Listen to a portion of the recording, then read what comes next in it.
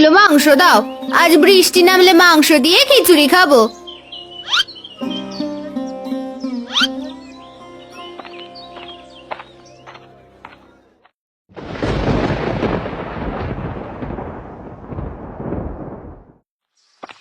বাবা, ও বাবা, আকাশের অবস্থা তো একদমই ভালো নয়।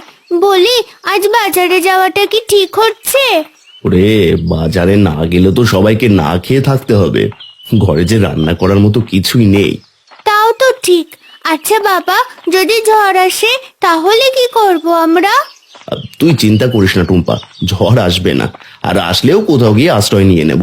এবার জলদি পা চালা দেখি, বাজার শেষ হয়ে যাবে যে। ঠিক আছে বাবা, চলো তাড়াতাড়ি বাজারে যাই।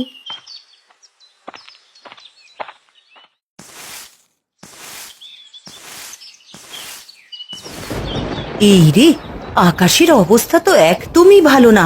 যে কোনো সময় যে ঝড় উঠবে। ওদের যে এই অবেলায় বাজারে পাঠানো একদমই ঠিক হয়নি। হে বিধাতা, তুমি আমাদেরকে সাহায্য করো, ওদের যেন কোনো বিপদ না হয়। আরে ও রতনদা, মাংস নিয়ে যাও, আজ একেবারে সস্তায় মাংস বিক্রি করছি। না গো নিতাই দা, মাংস কেনার টাকা আমার নেই। সে যতই সস্তা হোক, তা কেনার সাধ্য আমাদের মতো গরিবদের নেই। আরে আজ একেবারে সস্তায় দিচ্ছি গো, মাছের দামের চাইতেও কম। এসো এসো, জলদি করে নিয়ে যাও, পরে কিন্তু এত সস্তায় আর পাবে না। বাবা, ও বাবা, আজ মাংস কিনে নাও না, আমার যে মাংস খেতে খুব ইচ্ছে করছে। বলিস কি টুম্পা, আজ তোর আবার মাংস খেতে ইচ্ছে করলো? বলি, অন্যদিন কিনলে হয় না? না বাবা, আজ এর দাম খুব কম, চলো না আজ মাংস কিনি, মা যে খুব খুশি হবে। আচ্ছা ঠিক আছে, ও নিতাই দা, দাও আমাকে আধ কিলো মাংস দাও দেখি। হ্যাঁ হ্যাঁ ঠিক আছে রতনদা, দাঁড়াও, এক্ষুনি দিচ্ছি।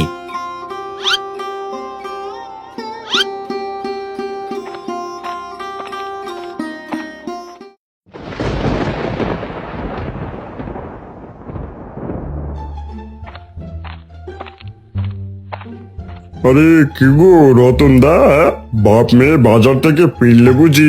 হ্যাঁ রে জগাই, মেয়েটাকে নিয়ে বাজারে গিয়েছিলাম বুঝলি। মেয়েটা মাংস খেতে চাইলো, তাই মাংস কিনে নিয়ে এলাম। কি বললে, মাংস? তোমার মতো লোক মাংস কেনার টাকা কোথায় পেলো রতন দা? জীবনে তো চুনোপুটি ভাত ছাড়া কিছুই খেতে দেখলাম না। কি যে বলিস না জগাই, তাই বলে মাংস কেনার টাকা হবে না কেন? তাছাড়া আজ মাংস অনেক সস্তায় বিক্রি হচ্ছে, তাই নিয়ে এলাম। বলো কি, বটতলার হাটে সস্তায় মাংস বিক্রি হচ্ছে? এ তোমার একদমই বিশ্বাস হচ্ছে না গো। জলদি করে বটতলায় হাটে যা, নয়তো বিশ্বাস হবে না। এদিকে আকাশের অবস্থাও ভালো না, যে কোনো সময় বৃষ্টি নামতে পারে। হ্যাঁ রতন দা, সে ঠিকই বলেছ, তুমি থাকো, আমি বটতলায় মাংসের হাটে গেলাম।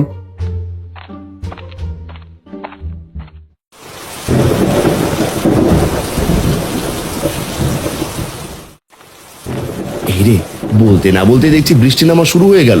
আজ বুঝি বাপ মেয়েকে ভিজেই বাড়ি ফিরতে হবে। হ্যাঁ বাবা, আসার সময় ছাতা নিয়ে আসলে আর ভিজতে হতো না। আজ একটু মাংস খাবো টুম্পা, তার জন্য একটু বৃষ্টিতে তো ভিজতেই পারি, তাই না? হ্যাঁ বাবা, মাংস খাওয়ার জন্য এটুকু বৃষ্টিতে ভিজলে কোনো সমস্যা হবে না। আরে ও রতনদা, এই তুমি এখানে কি করবে? ওইদিকে তোমার জমির খবর আছে তো? কেন রে, আমার জমিতে আবার কি হয়েছে? কি হয়নি সেটাই বলো। আসার সময় দেখে আসলাম, বৃষ্টির জল তোমার জমিতে প্রবেশ করেছে। সে কি কথা, জমিতে তো আমি বাঁধ দিয়ে রেখেছি, তাহলে বৃষ্টির জল প্রবেশ করছে কিভাবে? সে তো আর আমি বলতে পারবো না গো, তবে আসার সময় দেখলাম একটু একটু করে জল তোমার জমিতে প্রবেশ করছে। বলিস কি, তাহলে তো এখনই জমিতে যাওয়া লাগবে। টুম্পা মা, তুই বাড়িতে চলে যা, আমি জমিটা দেখে আসছি। এই বৃষ্টির ভেতরে তুমি একা যাবে কেন বাবা? আমাকেও তোমার সাথে নিয়ে চলো। না রে টুম্পা মা, তোর গিয়ে কোনো কাজ নেই, তার চেয়ে তুই বাড়িতে চলে যা। ঠিক আছে বাবা।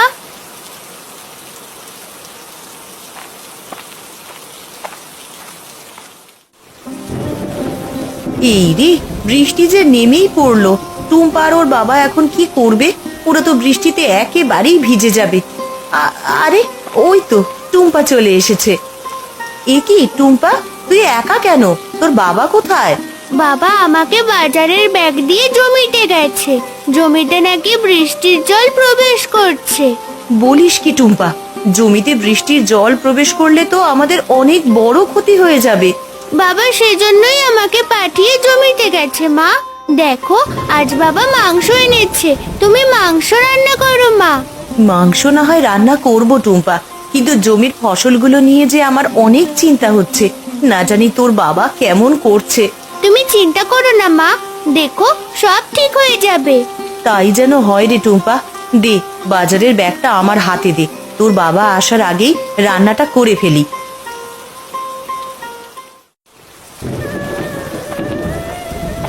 আরে এ কি, আমার একই সর্বনাশ হয়ে গেল গো। বৃষ্টির জলে যে আমার পুরো জমিটা একেবারে ডুবে গেছে। হায় হায় হায়, এবার সব ফসল যে একেবারে নষ্ট হয়ে যাবে। এখন আমি কিভাবে বাঁচবো? হায়, আমি যে একেবারে নিঃস্ব হয়ে গেলাম।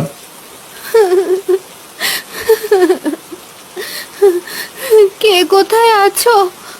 আমাকে বাঁচাও, আমি যে কাদার ভেতরে আটকে গেছি। আরে কে ডাকছো? সামনে এসো, সামনে এসো বলছি।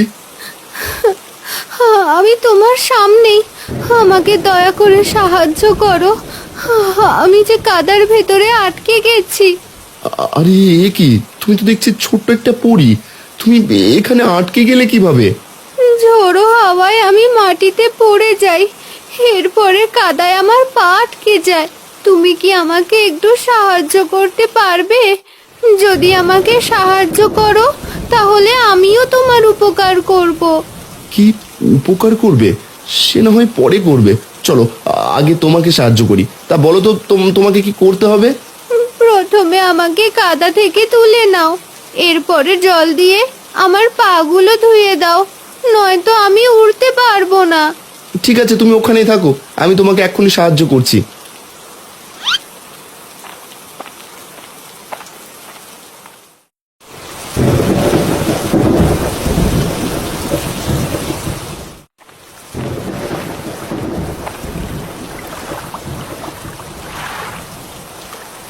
এই তো, আমি এবার উড়তে পারছি।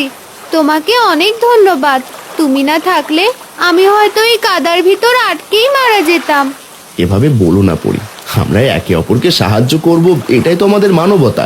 তা ঠিক বলেছ, কিন্তু তুমি জমির পাশে দাঁড়িয়ে কাঁদছিলে কেন? তোমার কি হয়েছিল? বৃষ্টির জলে আমার পুরো জমিটা যে একেবারে ডুবে গেছে। সময় মতো জমিতে বাদ না দেওয়ার কারণে এই জমির সব ফসল একেবারে নষ্ট হয়ে গেছে।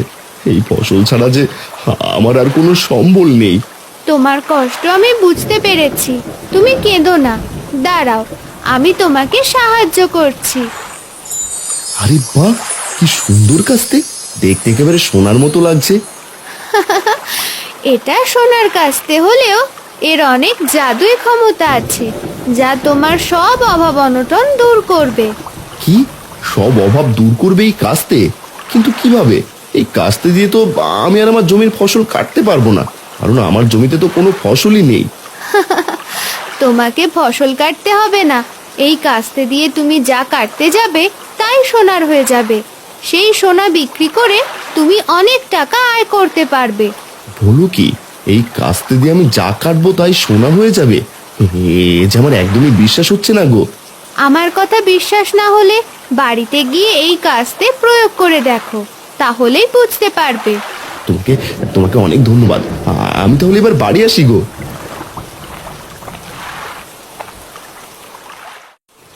মা, ও মা, আর কতক্ষণ বাবার জন্য অপেক্ষা করব? এদিকে আমার যে খুব খিদে পেয়েছে। তোর বেশি খিদে পেলে তুই মাংস দিয়ে ভাত খেতে থাক টুম্পা, আমি তোর বাবার জন্য অপেক্ষা করি। এই বৃষ্টির ভেতরে জমিতে একা একা কি করছে কে জানে, আমার যে বড্ড চিন্তা হচ্ছে।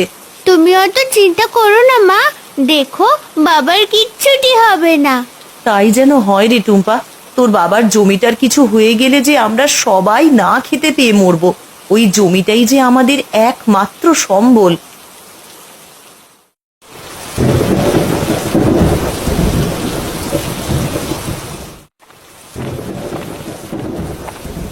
দেখো গিন্নি, জমি থেকে কি এনেছি।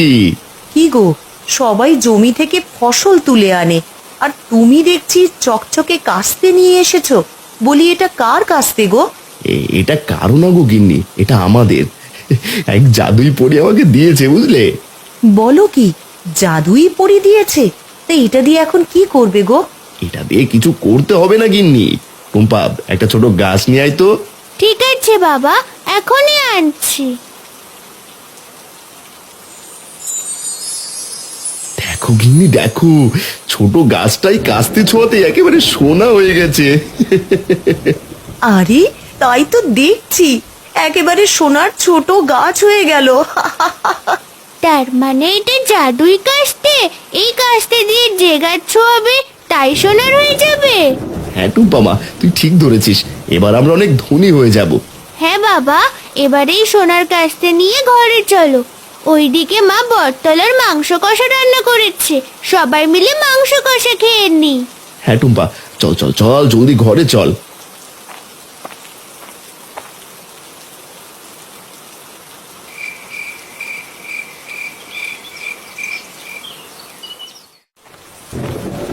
এই আসো আসো, বৃষ্টির দিনে বটতলায় মাংস নিয়ে যাও। আরে ও দাদা, মাংস তো নেবো, তা মাংসের দাম কেমন? বাস, মাংসের দাম একটু বেশি গো, মাত্র 500 টাকা কিলো। তা বলো কত কিলো দেবো? 500 টাকা কিলো মাংস খাওয়ার সাধ্য এই গ্রামে কারো নেই গনিতাই দা। যদি 300 টাকা হয় তাহলে আমাকে 1 কিলো দিতে পারো। এত কম দিলে আমার লস হয়ে যাবে দিদি, আর তুমি 500 টাকায় দাও, আর তোমাকে মাংস একটু বাড়িয়ে দেবো। আরে ও নিতাই, এত বেশি দাম চাইলে এক টুকরো মাংস বিক্রি করতে পারবি না, বলে দামটা একটু কমিয়ে রাখ, তাহলে আমি 1 কিলো নেবো। আজ দাম 1 পয়সাও কমানো যাবে না জগাইদা, তুমি নিলে নাও, নয়তো পথ ছাড়ো। আজ আমি দেখবো তুই এত দামে এই বটতলায় মাংস বিক্রি করিস কিভাবে। নিতাই দা, আমাকে 2 কিলো টাটকা মাংস দাও তো, গতকাল মাংসকে আমার পেট ভরেনি, আর তাই আজকে বেশি করে মাংস নিতে এসেছি, মেয়েটাও খেতে চেয়েছে। আজ আর তোমাকে মাংস কিনে খেতে হবে না রতন দা। হ্যাঁ, আজ তোমার জমি জমা বিক্রি করলে মাংস কিনতে পারবে না, আজ মাংসের দাম একেবারে দ্বিগুণ হয়ে গেছে। দ্বিগুণ হোক আর 4 গুণ হোক, তাতে আমার কোনো সমস্যা নেই। নিতাই দা, জলদি করে 2 কিলো মাংস দাও, আজ বৃষ্টির ভেতরে পেট ভরে মাংস খাবো। হ্যাঁ গো রতন দা, তোমাকে এক্ষুনি মাংস দিচ্ছি।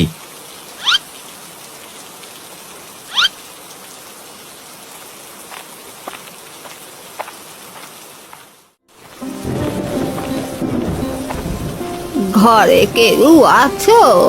থাকলে একটু বাইরে এসো গো। আপনি কে বুড়িমা? আপনাকে তো এই গ্রামে আগে কখনো দেখিনি। আমি সেই পুপাড়া থেকে এসেছি, বৃষ্টির ভেতরে দিক দিয়ে যাচ্ছিলাম, তোমাদের ঘরে মাংস রান্নার ঘ্রাণ ভেসে আসছে দেখে এলাম। বলি, আমাকে 2টো মাংস ভাত খেতে দেবে মা? মাংস ভাত খাবেন বুড়িমা?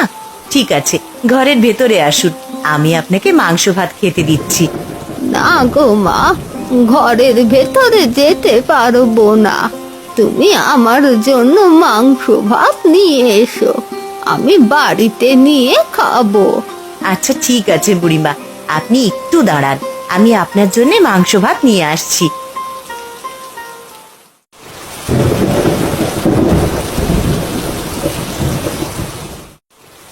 কি ব্যাপার, এই রতন হঠাৎ মাংস কিনে টাকা কোথায় পেলো? যার কিনা নুন আনতে পান্তা ফুরোতো, সে কিনা এখন প্রতিদিন মাংস কিনে খায়। মনে হচ্ছে রতনদা কোনো গুপ্তধন পেয়েছে গো জগাইদা, তা না হলে প্রতিদিন মাংস কেনার টাকা কোথায় পায়? শুনেছি ওর জমিটা নাকি বৃষ্টির জলে ডুবে গেছে, তারপরেও মাংস কিনে খাচ্ছে। না না না না, ব্যাপারটা তো আমার কাছে একদমই ভালো ঠেকছে না। যা, আমার জন্য ভালোই হয়েছে। হ্যাঁ, এখন থেকে বেশি দামে রতনদার কাছে মাংস বিক্রি করবো। হ্যাঁ, তুই তোর মাংস নিয়ে থাক, হ্যাঁ, আর আমি দেখে আসি রতন এত টাকা কোথায় পায়। আরে ও জগাইদা, মাংস না কিনে তো চলে যাচ্ছ, বৃষ্টির দিনে মাংস কিনে না দিলে বৌদি তোমাকে তো আস্ত রাখবে না।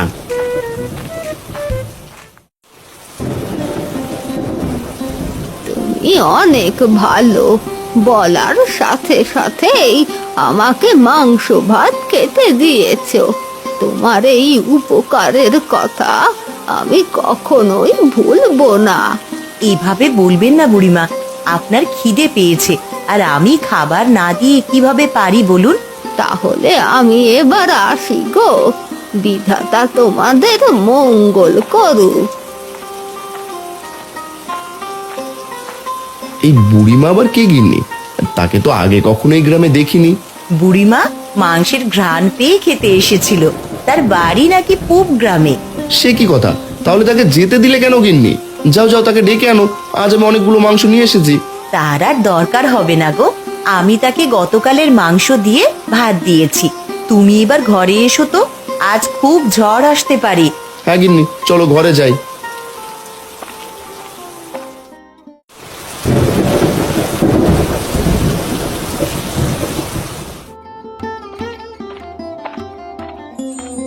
বাবা, এই দেখো আমি সোনার কাস্তে দিয়ে কতগুলো সোনার গাছ বানিয়েছি।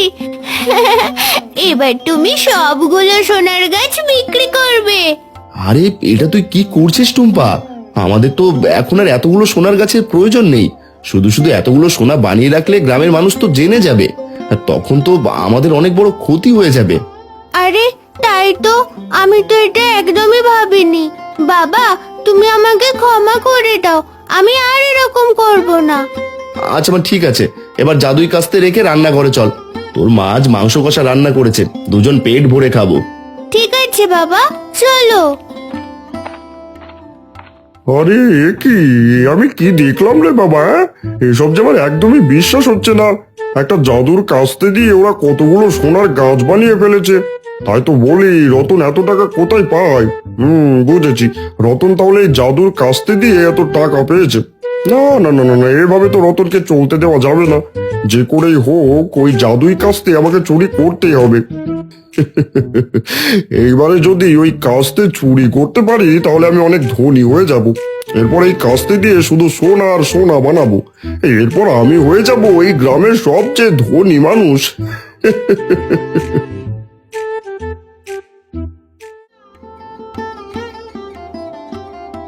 আরে বাহ, আজকের মাংস রান্নাটা তো খুবই মজা হয়েছে। এরকম মজার মাংস কষা আমি এই প্রথম খেলাম গিন্নি। হয়েছে তোমার মাংস কষা খাওয়া? এবার শোনো, আমাকে কিন্তু কয়েকটা গলার হার গড়িয়ে দিতে হবে। আমার অনেক ইচ্ছে সোনার হার গলায় পরবো। তার বলতে হয় নাকি গিন্নি, তুমি কোনো চিন্তা করো না, আমি কালই তোমার জন্য সোনার হার গড়িয়ে দেব। কথাটা যেন মনে থাকে, পরে আবার ভুলে যেও না। ঠিক আছে গিন্নি, মনে থাকবে। কাল সোনার গাছ বিক্রি করতে যাওয়ার সময় আমাকে মনে করিয়ে দিও। আর টুম্পা মা, তোর কিছু লাগবে নাকি? না না বাবা, আমার কিছুই লাগবে না, শুধু 3 বেলা মাংস খেতে পারলেই আমি খুশি। ঠিক আছে, আমি এখন থেকে বটতলার বাজার থেকে তোর জন্য প্রতিদিন মাংস কিনে নিয়ে আসবো।